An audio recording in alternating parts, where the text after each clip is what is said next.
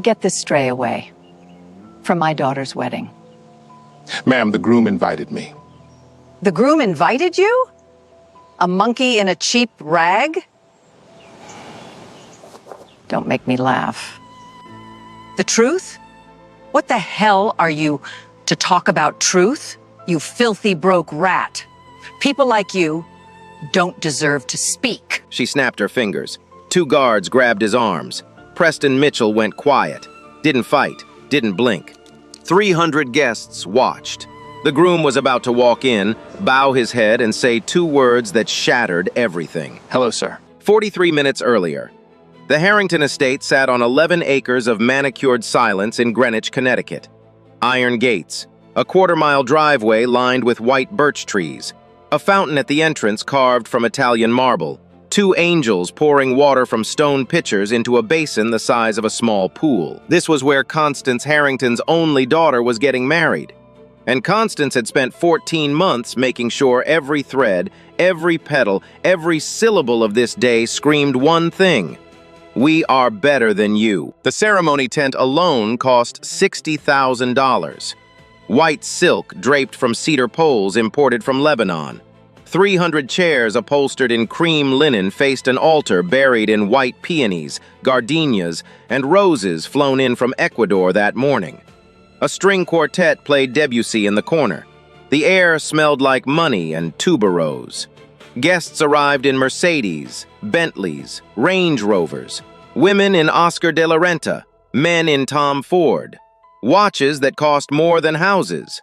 Then a cab pulled up, a yellow cab. The kind with cracked leather seats and a meter that ticked too fast. It stopped at the end of the driveway because the driver wasn't allowed past the gate. Preston Mitchell stepped out, paid the fare, $12.40. He added a $5 tip because the driver had been kind enough to not ask questions about why a man in a suit that old was heading to a place like this. He was 61, 6'1", shoulders that still carry the posture of someone who'd spent his 20s lifting things heavier than most people's ambitions. His skin was dark, the deep, earned dark of a man who'd worked outside before he ever worked inside. His hands were rough, his jaw was set.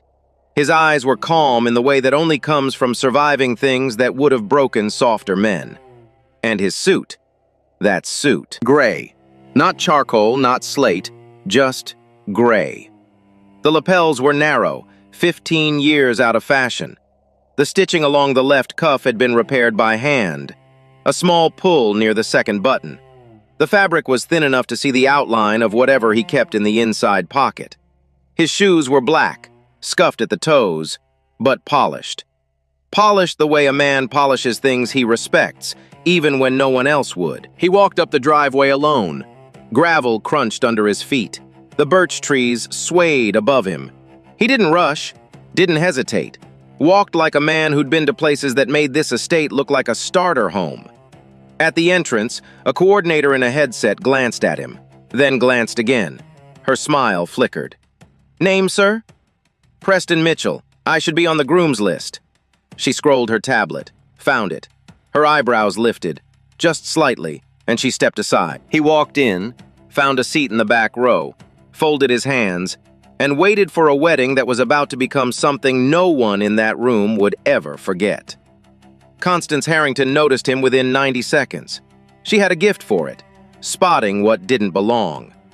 She'd spent 62 years building a world where everything matched, everything aligned, everything whispered old money, good taste, the right bloodline.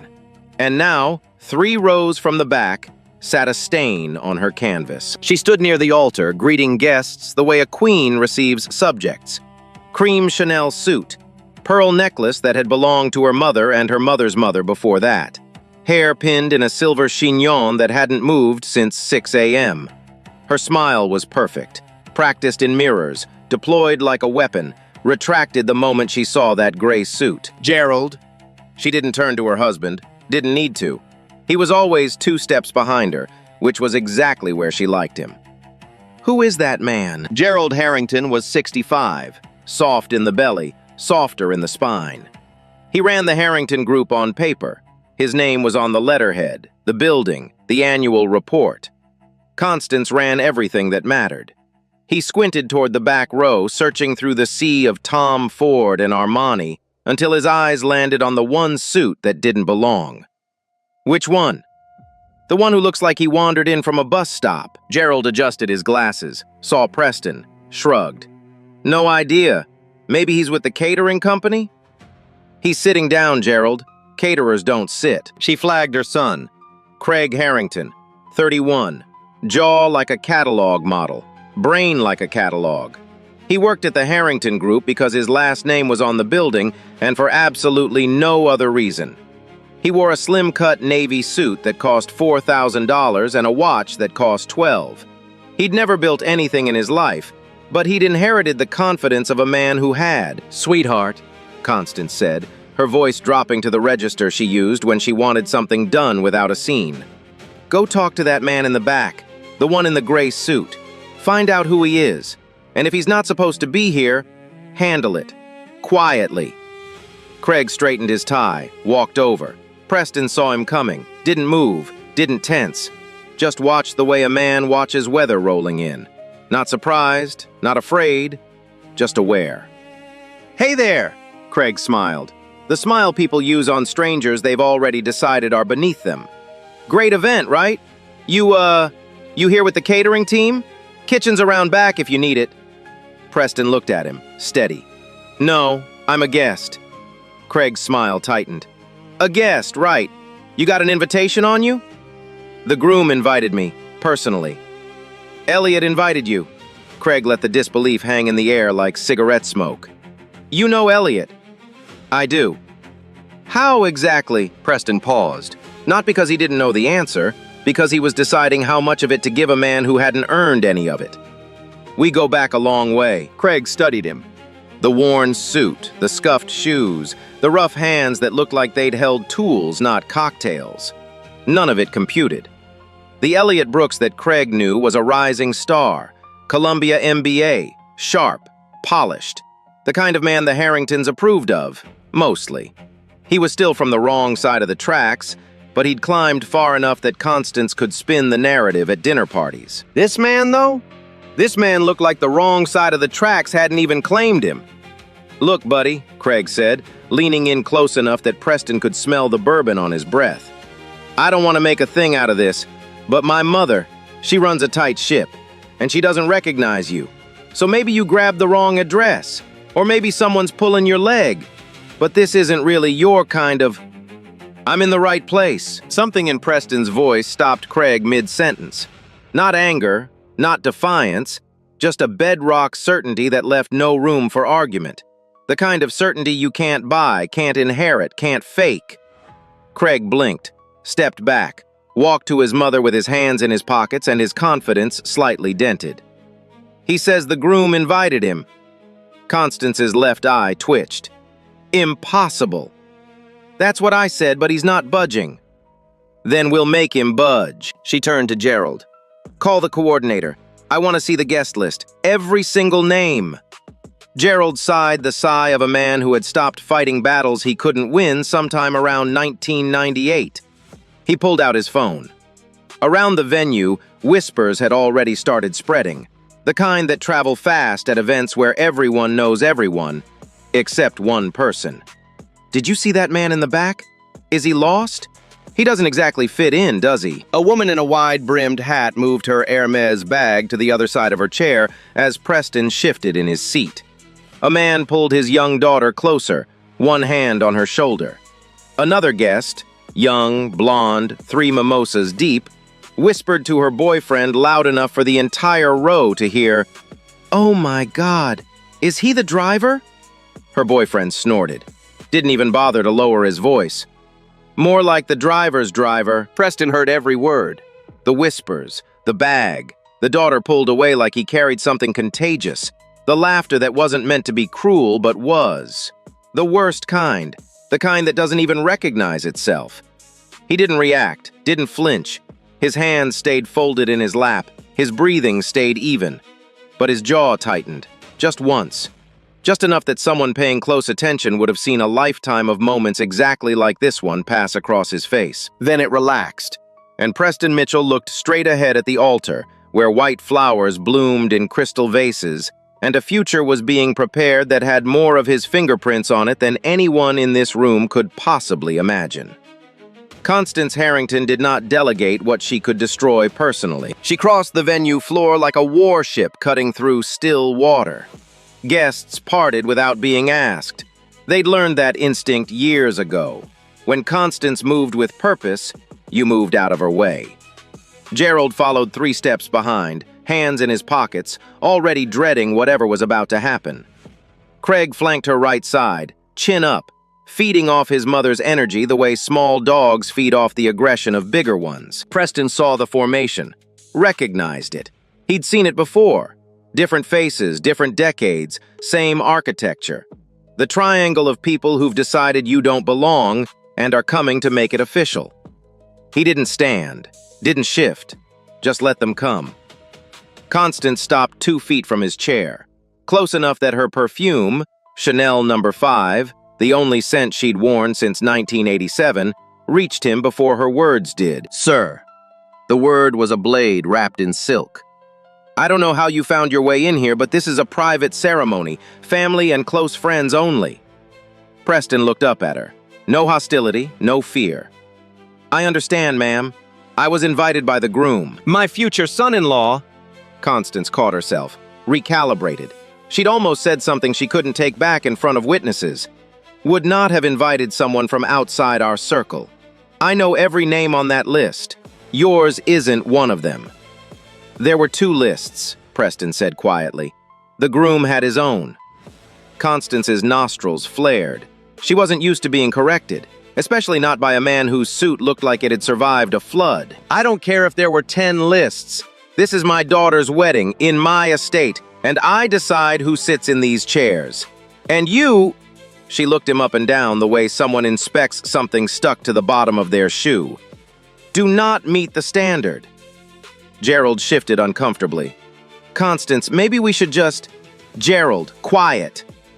Gerald went quiet. Preston stood, slowly, unfolded himself from the chair with the measured calm of a man who'd learned that sudden movements got men who looked like him into trouble. At his full height, he was taller than Craig, taller than Gerald, eye to eye with Constance's fury, even in her 4-inch heels. "Ma'am," he said, "I don't want to cause a scene at your daughter's wedding. If you'd let me speak with Elliot for 30 seconds, this whole thing gets resolved." "You will not speak with the groom. The groom is preparing for the most important day of his life, and I will not have it disrupted by—" She stopped herself again. The unfinished sentences were louder than the finished ones. "By what, ma'am?" Constance's jaw locked. Around them, guests had stopped pretending not to watch. Forks were frozen midway to mouths. Champagne flutes hung in the air. 300 people held their breath, waiting to see which way this would fall. "Craig," Constance said without breaking eye contact with Preston, "get the wedding coordinator, now!" Craig jogged off, came back 90 seconds later with a woman in a black dress and a headset, clutching a tablet like a shield. "His name," Constance said, pointing at Preston the way someone points at a stain. "Is it on the list?" The coordinator scrolled. Her face went through 3 expressions in 2 seconds. Confusion, recognition, then something that looked a lot like panic. She leaned toward Constance and whispered, "I don't care whose list it's on," Constance snapped, loud enough for the nearest 50 guests to hear. "The groom doesn't get to invite people I haven't approved. This is a Harrington wedding, not a charity event." The coordinator stepped back. She knew a losing battle when she saw one. Constance turned to the 2 security guards stationed near the entrance. They were private contractors, ex-military, hired specifically because Constance wanted men who followed orders without asking questions. "Remove this man from the premises." "Constance," Gerald tried one more time. "I said remove him." The guards approached, professional, expressionless, 1 on each side. "Sir, we need you to come with us." Preston looked at them, then looked at Constance, then for the first time looked around the room, at the 300 faces watching this unfold. The women clutching their pearls, the men avoiding his eyes, the children being pulled behind their parents' legs. Not one person spoke. Not one. He could have fought. His shoulders were broad enough, His hands strong enough. The guards would have had a harder time than they expected. But Preston Mitchell had learned something a long time ago that most people never do. That the loudest victory is the one you win in silence. "I'll step outside," he said, voice steady, no tremor, no crack. "But ma'am, you might want to talk to the groom before this goes any further." "The groom!" Constance said, her voice climbing to a pitch that stripped away the last layer of composure. "Doesn't run this family. I do." Craig stepped forward, put his hand on Preston's arm, not guiding, gripping, the way you grip something you want to control. Preston looked down at Craig's hand, then up at Craig's face. One sentence, delivered with the quiet precision of a man who has ended conversations in boardrooms worth more than this estate. "I'd appreciate it if you didn't do that again." Craig's hand dropped like he'd touched something hot. The guards escorted Preston toward the exit. He walked between them without resistance.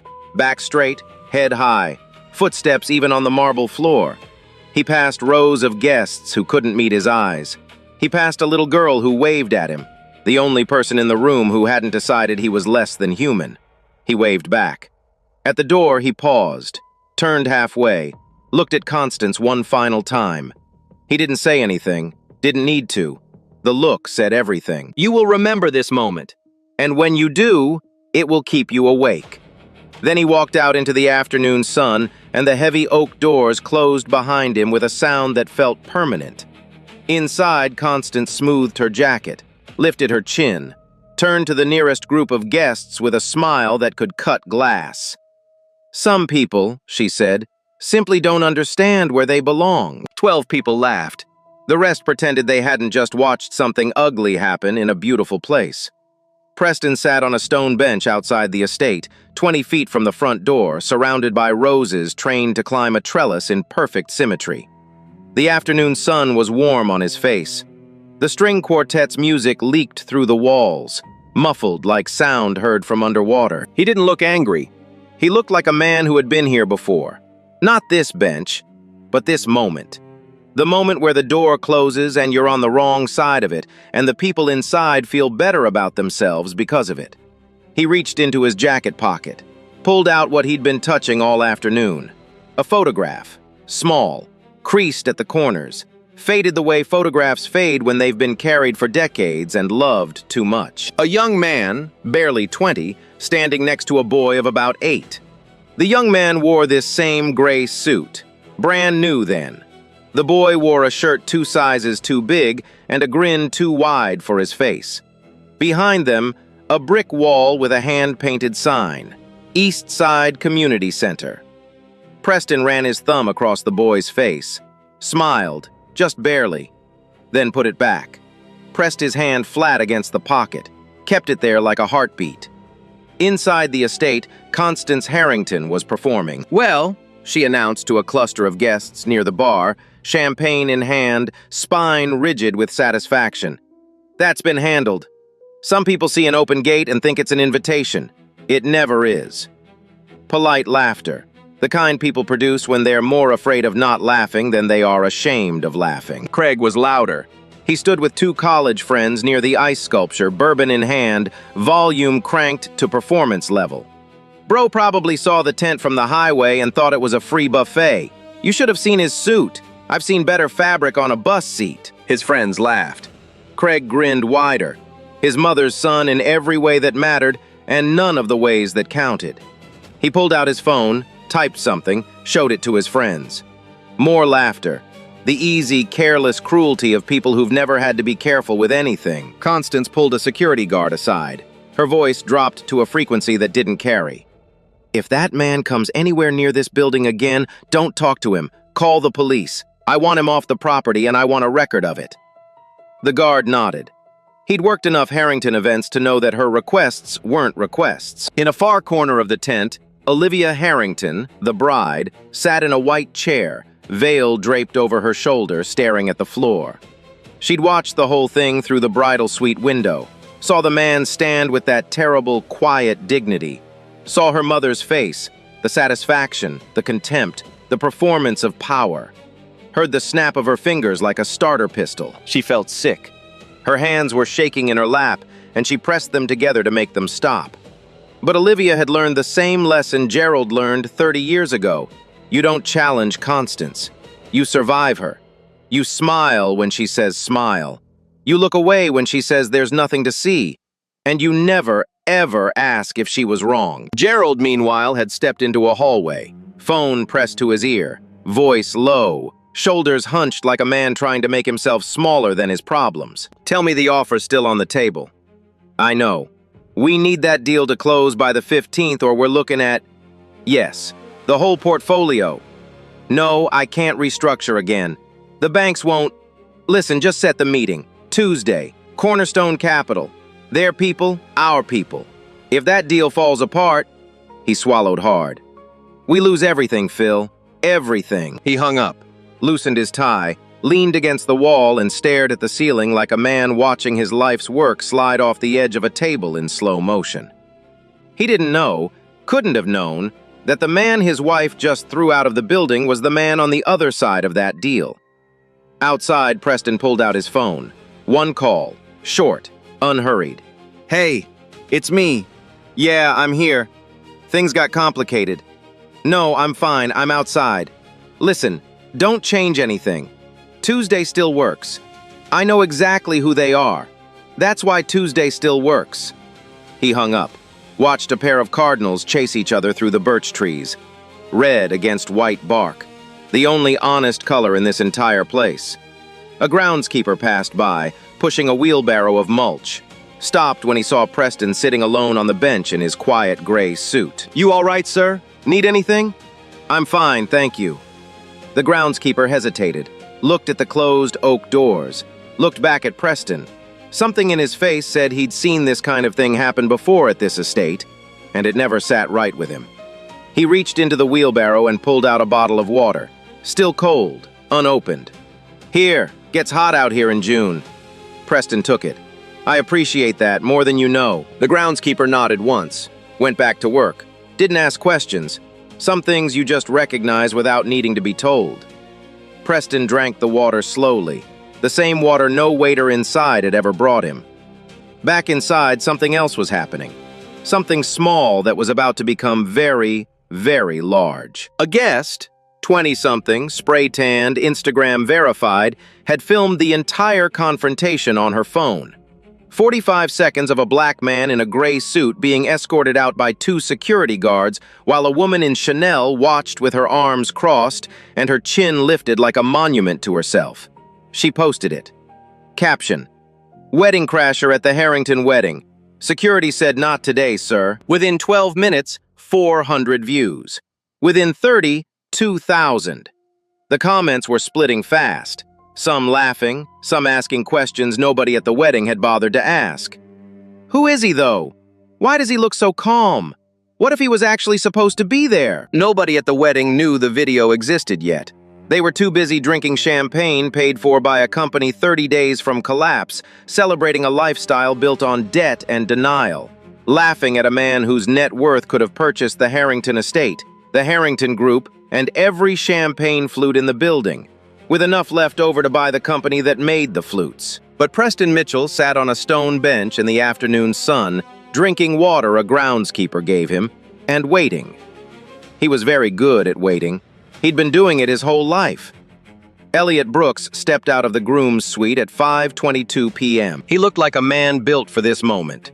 6 feet tall, clean-shaven, navy tuxedo that fit like it was sewn onto his body. A single white peony pinned to his lapel. His shoes were polished.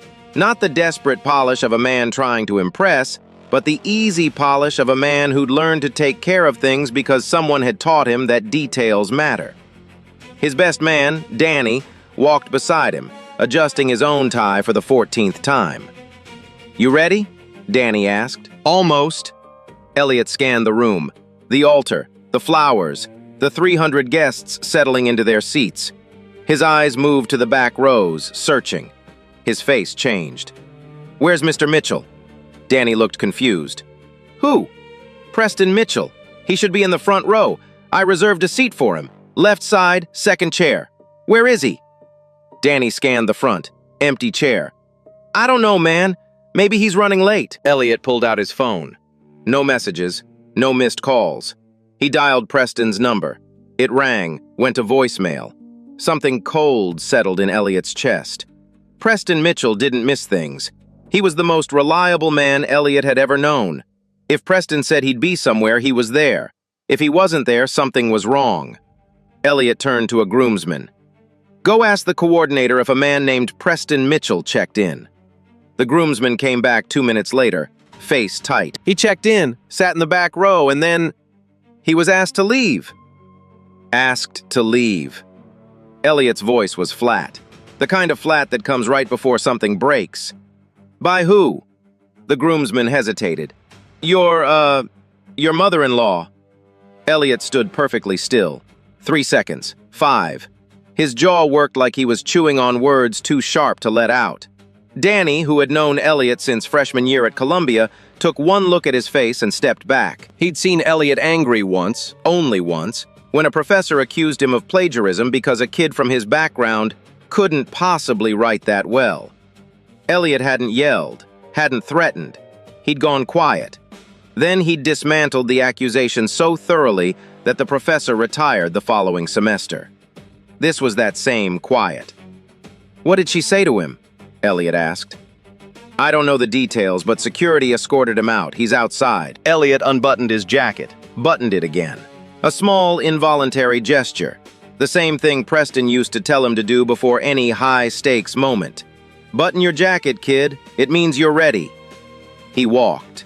Not toward the altar, not toward his bride. Through the center of the venue, straight down the aisle, past the peonies and the crystal and the 300 guests who had no idea what was happening. His footsteps echoed on the marble. His face was a mask of controlled fury, the kind that doesn't shout, doesn't shake, just burns steady like a pilot light. Constance saw him coming, smiled, reached for his arm. Elliot, darling, everything's... He walked past her like she was furniture. Craig stepped into his path. Hey man, if this is about that guy, we handled... Elliot looked at Craig with an expression that made Craig's next words die in his throat. He stepped aside. Guests turned in their chairs. Whispers rippled through the rows. The string quartet stopped playing. 300 people watched the groom walk away from his own wedding. Elliot pushed open the heavy oak doors. The afternoon sun hit him. He squinted. And there, on a stone bench, sat the man who had shaped more of his life than anyone inside that building. Preston was holding a half-empty water bottle. He looked up, saw Elliot, and his face, the face that had stayed composed through every insult, every whisper, every hand that grabbed and every door that closed, that face finally cracked. Just a little, just around the eyes. He smiled. Hey kid, nice tux. Elliot walked down the steps, stopped in front of Preston, and did something that no one watching through the windows could have predicted. He bowed. Not a nod, not a casual dip of the head, a full, deliberate bow, the kind a student gives a master, the kind a son gives a father, the kind a man gives the person who saved his life when no one else was looking. Hello, sir. 2 words. That was all it took. Behind Elliot, the doors were still open. Guests had crowded the entrance, champagne still in hand, faces frozen in various stages of confusion. Constance stood at the front of the pack, her perfect composure cracking in real time. A hairline fracture spreading across her face like ice breaking under weight. Elliot straightened, turned to face the crowd. His voice carried across the courtyard with the clarity of a man who had practiced being heard in rooms that didn't want to listen. This man, he put his hand on Preston's shoulder, is the reason I'm standing here today. He paid for my education when my own family couldn't. He mentored me for 10 years. He gave me my first internship, my first job, and the first real advice I ever got from anyone. He taught me how to tie a tie, how to read a balance sheet, how to walk into a room full of people who look nothing like me and hold my ground. His voice cracked. Just once. He steadied it. He is the closest thing I have to a father. And you, he looked directly at Constance, threw him out of my wedding. The silence was absolute. Not even the birds made a sound. Constance opened her mouth, closed it, opened it again. Nothing came out. For the first time in her 62 years, Constance Harrington had absolutely nothing to say. Elliot walked Preston back inside. Not through the side door. Not quietly. Straight through the front entrance, arm around the older man's shoulder, past every guest who had watched him get thrown out 20 minutes earlier. Nobody moved. Nobody spoke. The string quartet had stopped and hadn't started again. The only sounds were footsteps on marble and the faint rustle of 300 people trying to figure out what to do with their faces. Elliot guided Preston to the front row. The reserved seat, second chair, left side. Pulled it out himself. Preston sat down, smoothed his gray jacket, folded his hands in his lap the same way he'd folded them in the back row before everything went wrong. The only difference was this time, everyone was watching with very different eyes. Constance had followed them inside. She stood near the altar, 10 feet away from Preston, gripping Gerald's arm so tightly her knuckles had gone white. Her smile was gone. The Chanel armor, the silver chignon, the pearl necklace, none of it was holding. "Elliot, darling." Her voice was controlled but thin, like fine china with a crack running through it. "We didn't know he was... We had no idea that he was someone you didn't care to ask." Elliot didn't look at her. He was adjusting the flower on Preston's lapel, the white peony that had been sitting on the reserved chair waiting. "You saw what he looked like and decided that was enough." "That's not... I was trying to protect the event, to protect you. You weren't protecting anything but your own ego, Constance." First name. Not Mrs. Harrington, not Mom. Constance. The word landed like a slap. Gerald tried to intervene. "Son, let's all calm down and..." "Gerald." Preston spoke for the first time since sitting down. Quiet. Level. "Let the boy say what he needs to say." Gerald shut his mouth. There was something in Preston's voice. Not authority exactly, but gravity. The weight of a man who didn't need to raise his voice because the room leaned toward him anyway. 3 rows back, Danny, the best man, was staring at his phone. He'd been Googling since Elliot said, "Preston Mitchell." His face had gone through stages. Curiosity, surprise, disbelief. And now, something that looked a lot like fear. He leaned toward the groomsman beside him and turned the screen. The groomsman's eyes went wide. He whispered to the woman next to him. She covered her mouth with her hand. She told the man beside her. He pulled out his own phone, confirmed it, whispered to the next person. It moved through the crowd like fire through dry grass. Preston Mitchell, founder and CEO of Cornerstone Capital Group, one of the largest black-owned investment firms in the United States. Portfolio value, $14.7 billion under management. Personal net worth, $2.3 billion. Forbes 400. Bloomberg profile. 3 honorary doctorates. Advisor to 2 presidential administrations. The whispers changed character. They were no longer the whispers of gossip. They were the whispers of people realizing they'd made a mistake so large that no amount of champagne could wash it down. But that wasn't the bomb. The bomb was Gerald. Gerald Harrington, who had been standing behind his wife like a shadow, suddenly went very, very still. The color left his face in stages, first the cheeks, then the lips, then the rest, until he looked like a man who'd been carved from chalk. Because Gerald Harrington had spent the last 3 months negotiating the most important deal of his career, a $340 million acquisition that would save the Harrington Group from bankruptcy. The buyer, the only buyer willing to touch a portfolio that leveraged, was a firm called Cornerstone Capital Group, and its founder and CEO was currently sitting in the front row of his daughter's wedding, wearing a suit that Gerald's wife had called a cheap rag. Gerald's phone was in his hand. He looked at it, looked at Preston, looked at the phone again. His lips moved, but no sound came out. Then he walked over. Each step looked like it cost him something. He stopped in front of Preston the way a defendant stops in front of a judge. "Mr. Mitchell." Gerald's voice was barely above a whisper. I had no idea. I didn't know you were..." Preston looked up at him. Those same calm, steady eyes that hadn't flinched when Craig grabbed his arm, hadn't wavered when Constance called him filth. hadn't watered when 300 people watched him get dragged out. Those eyes now settled on Gerald Harrington with the quiet precision of a man who understood exactly what was happening, and had understood it from the moment he sat down on that stone bench. Gerald. Preston's voice was even, almost kind. We were supposed to meet Tuesday, your people, my people, the Harrington portfolio. Gerald nodded. He couldn't speak. But I think we've already learned everything we need to know about each other, don't you? The words didn't land like a hammer. They landed like a diagnosis. Quiet, clinical, final. Gerald's knees buckled. Just slightly, just enough that Craig had to catch his arm.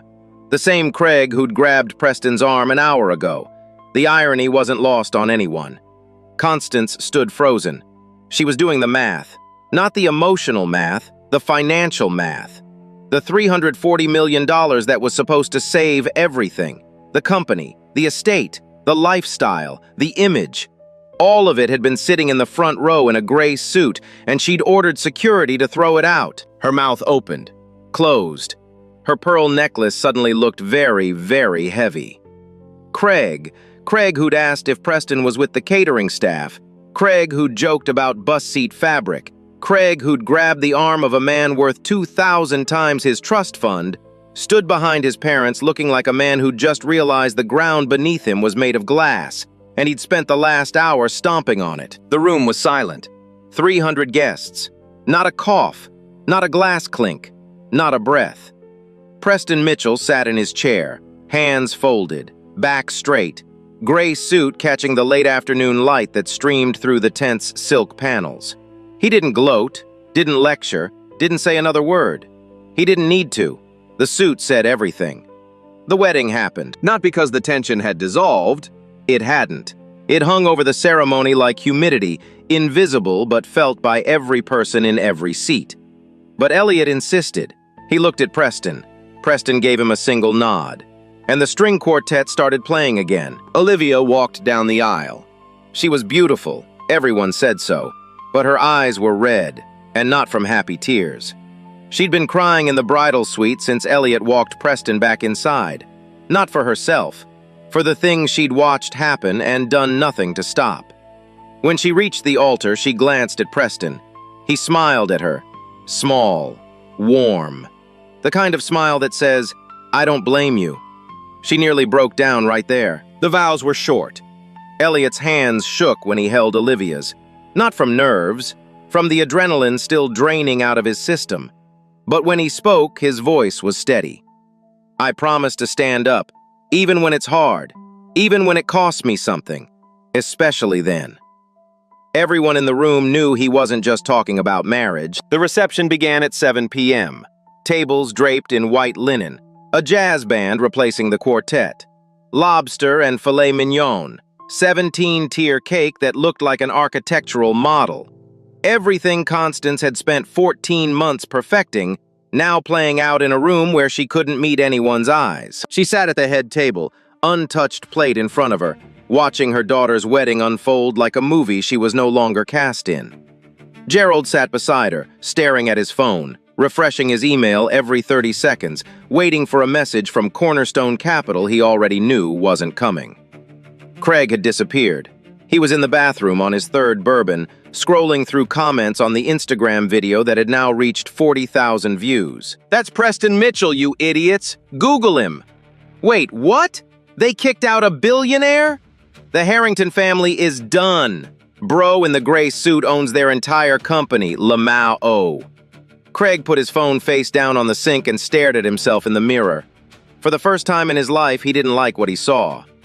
At 8:15 p.m., Elliot stood to give his speech. The room went quiet. Not the polite quiet of a wedding toast, the loaded quiet of 300 people who knew they were about to hear something that mattered. Most of you know me as the guy who married up. Small laughs, nervous ones.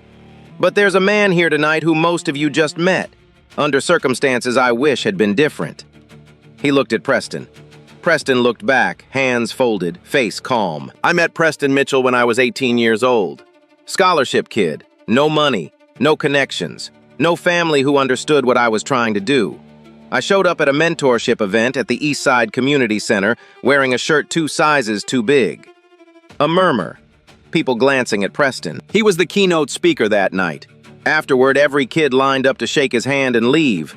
I stayed. I asked him one question. How do you get from here to there? He looked at me and said, you don't get there. You build there. And I'll show you how. Elliot's voice tightened. He paid for my education, gave me my first internship, flew to my graduation when nobody else could, called me every Sunday night for 10 years, not to check on my career, but to check on me. He is the reason I know how to stand in a room like this. He is the reason I'm not afraid of people who look at me and decide I don't belong. He paused. And the suit. Elliot smiled. Somebody asked me why he wore that suit tonight. You want to know? He turned to Preston. Sir, would you? Preston stood. Slowly. The room held its breath for the 100th time that evening. This suit, Preston said, running his hand down the lapel, is 32 years old. I bought it for $11 at a thrift shop in Detroit the week before my first real business meeting. I was 29. I had nothing, no degree, no backing, no name anyone recognized.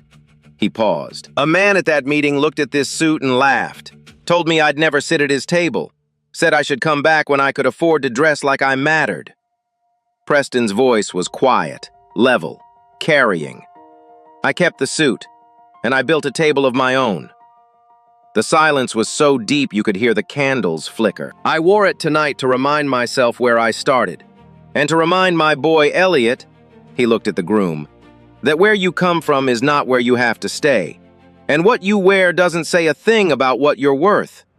He sat down. Olivia was crying. Half the room was crying.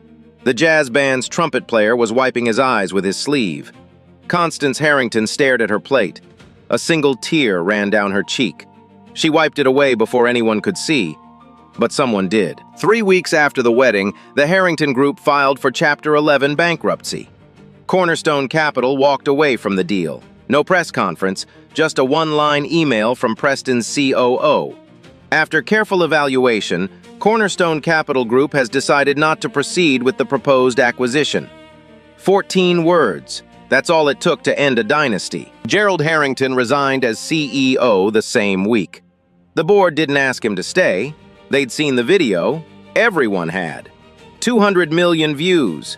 Comments in 46 languages. The clip of a black man in a gray suit being escorted out of a wedding had become the most shared video on the internet for 11 straight days. Then the internet dug deeper. Within 48 hours, every detail of Preston Mitchell's life was public. The childhood in Detroit, the single mother who worked 3 jobs, the GED at 21, the first business, a small property management company above a laundromat, the growth, the risks, the deals that shouldn't have worked but did because Preston outworked, outthought, and outlasted every person in every room for 30 years. The Harringtons became a cautionary tale. Constance deleted her social media. Craig was fired after employees cited the wedding video as evidence of toxic workplace culture. He moved to Scottsdale, told people he was finding himself. Nobody asked what he was looking for. Gerald sold the estate in August. The buyer removed the Italian marble fountain, thought it was tacky. But this story doesn't end with the Harringtons. They aren't the point. They never were. Elliot and Olivia moved to Boston. Olivia quietly cut ties with her mother. Not dramatically, not publicly. She just stopped calling. Let the silence say what words couldn't. Elliot started his own firm focused on affordable housing in underserved communities. Preston offered to fund it. Elliot said no. You taught me to build, so let me build. Preston smiled, bought him a desk lamp for his new office. The card said, for late nights, there will be many. PM. The gray suit? Framed. It hangs in Preston's office in downtown Chicago, mounted in glass next to the photograph. The young man in the new suit standing beside the boy with the grin too wide for his face. A brass plate reads, where you start is not where you end. 14 months later, Preston attended a gala at the Eastside Community Center, the same place he'd met Elliot 18 years earlier.